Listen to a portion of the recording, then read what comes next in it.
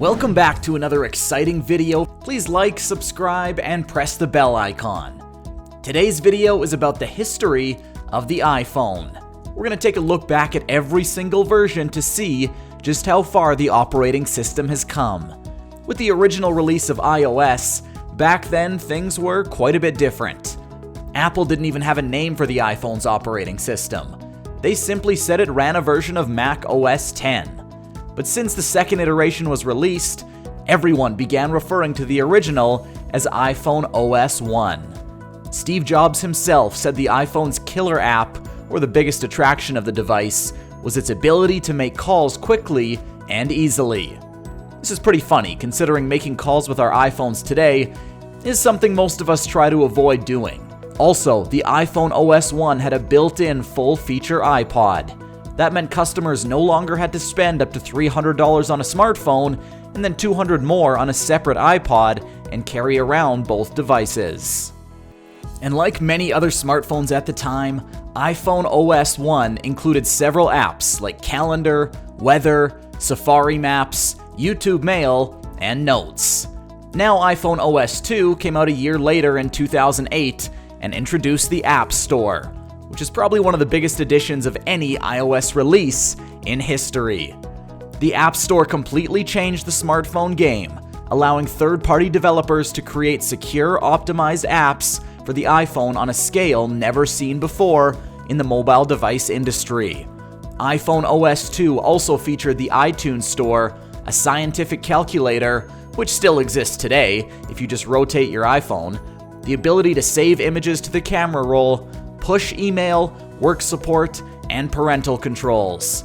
But as I mentioned, they did finally introduce cut, copy, and paste in iPhone OS 3, along with MMS support, Spotlight search, tethering, autofill, Find My iPhone, the controversial in-app purchase capability, and voice memos.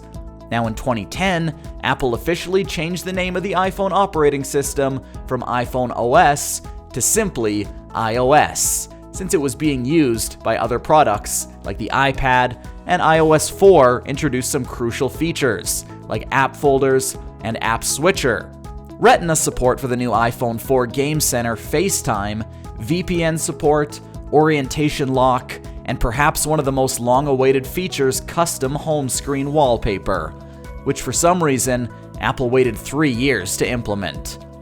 Now iBooks debuted on iOS 4, although I've always preferred listening to audiobooks instead. And what I love about audiobooks is that I can listen to them in the background while doing other things like driving or chores. Alright, now, iOS 5 came in 2011 and represented a really significant advancement for the platform since it finally allowed the iPhone to operate independently of a computer. Previously, users had to plug in their iPhones to a Mac or PC in order to activate it and set everything up. This was very similar to how iPods operated, but iOS 5 elevated the iPhone from being a companion device to a standalone product. Siri came to other models with iPhone 6 and introduced panorama photos, passbook, and do not disturb mode.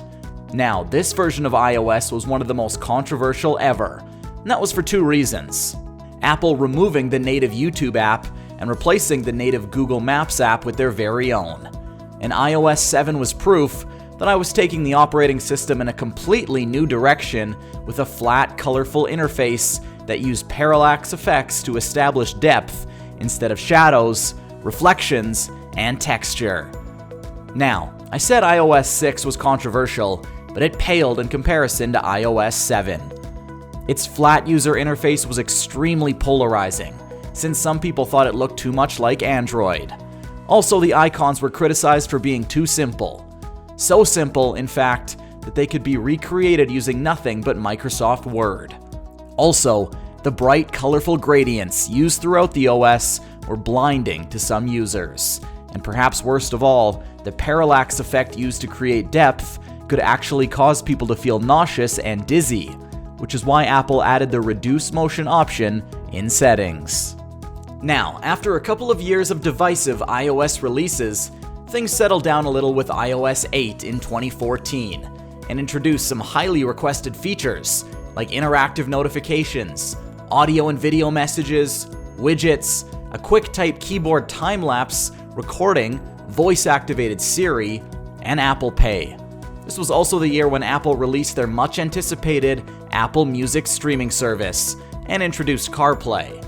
Along with the Health app, iOS 9 and 2015 was a more modest update, featuring a refined Siri, the News app, the Wallet app, which replaced Passbook, a new system font called San Francisco, low power mode, night shift, and 3D touch support for the new iPhone 6s. Now, the following year, Apple began refining the iPhone's user interface with iOS 10.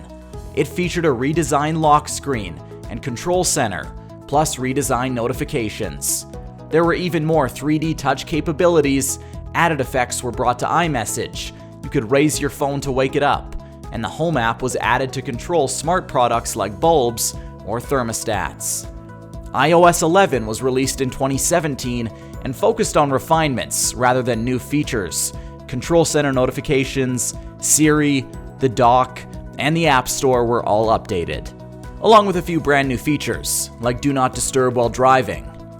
iOS 12 added group notifications, group FaceTime calls, emojis, screen time, the measuring app, Siri shortcuts, battery usage details, and the Apple TV app. Now in 2019, something really interesting happened that I think many people may not have noticed, but signified something really important about Apple's hardware. You see, beginning with the iPhone 6s, Apple included 3D touch hardware that allows the device to sense pressure on the display, allowing for additional functionality like peek and pop and app shortcuts. The technology originated on the Apple Watch in 2015, and 3D touch was the headlining feature of the iPhone 6s, but it had one fatal flaw. You couldn't see it.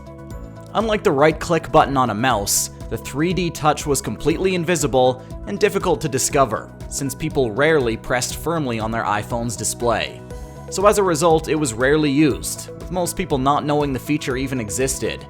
And this was a huge problem because 3D touch required an additional hardware component built into the display, which took up space and made the device thicker.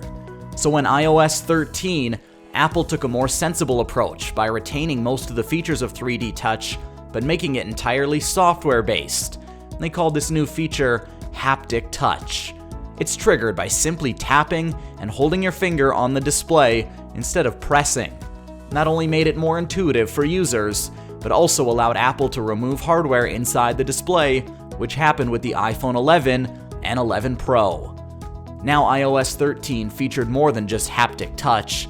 It also featured the highly anticipated dark mode, a quick path keyboard, audio sharing, advanced photo and video editing, sign in with Apple emoji, stickers, and USB drive support.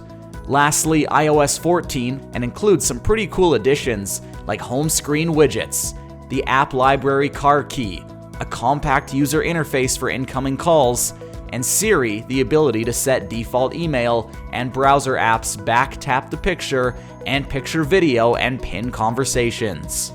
Alright guys, that's the history of iOS. That's all for today. Thanks for watching the video. If you enjoyed it, please like, share, and subscribe to our channel for more exciting content.